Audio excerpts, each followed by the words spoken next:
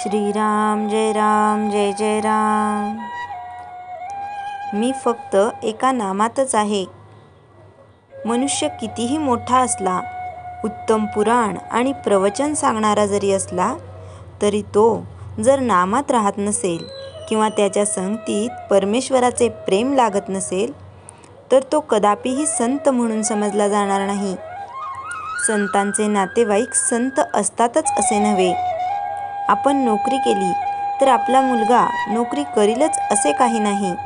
तसेच जो भगवंताचा आहे त्याचा मुलगा भगवंताचा असेलच असे नाही।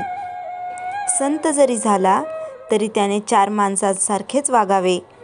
काहीतरी वागणे हे संतांचे वागणे नव्हे। अत्यंत निर्भयता हा संतांचा पहिला गुण होय। कारण सर्व ठिकाणी मीच आहे ही भावना झाल्यावर भयाचे कारणच उरत नाही। साधूच्या अंतःकरणामध्ये भयाचा संकल्प नसल्यामुळे वाघ, सिंह, साप त्याला त्रास देत नाहीत आणि जंगली वाघाकडे देखील निर्भयतेने नजरानजर केली तर तो अंगावर येत नाही। शिवाय साधूंच्या सुंद अंतःकरणाचाही त्याच्यावर परिणाम होतो। अशा रीतीने संतांच्या अंतःकरणाची प्राणीमात्रांना सुद्धा जाणीव असते। अशा संतांचा सहवास मिळणे ही फार भाग्याची गोष्ट आहे। परमेश्वराचे प्रेम लागणे किंवा सतत मुखात नाम येणे हेच संतांच्या संगतीत राहून साधायचे असते। संतांची अखंड संगत नामानेच ठेवता येईल। जिथे नाम आहे तिथे संतांचा सहवास आहे।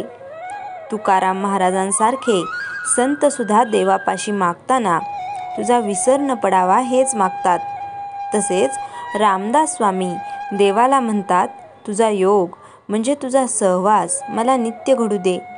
योग असणे म्हणजे दुसरे काही नसून मन जेव्हा अनुसंधानापासून अलिप्त होऊन इतर विचारांमध्ये भटकते तेव्हा त्याला आवरून परत अनुसंधानात लावणे हीच योगशक्ती। हुकूम कितीही कडक असे नका, परंतु त्याच्या खाली जर सही नसेल तर त्या हुकमाला महत्त्व नाही। साहेबाच्या सहीच्या कागदाला महत्त्व आहे। नाम हे सर्व साधनात सहीसारखे आहे। एका मुलाला अत्यंत राग येत असे। रागाच्या भरात तो आपले डोके आपटून घेई। त्याला मी सांगितले, रोज स्नान झाल्यावर आपल्या पोटावर गंधाने नामराम लिहून ठेव आणि ज्या ज्या वेळी राग येईल त्या त्यावेळी त्या नामाकडे पहा आणि त्या प्रयोगाने त्या मुलाचा राग आपोआप शांत झाला। खरोखर नामात किती प्रचंड शक्ती आहे, अनुभव घेऊनच पहा। मी आजपर्यंत सर्वांना नामच सांगत आलो आहे।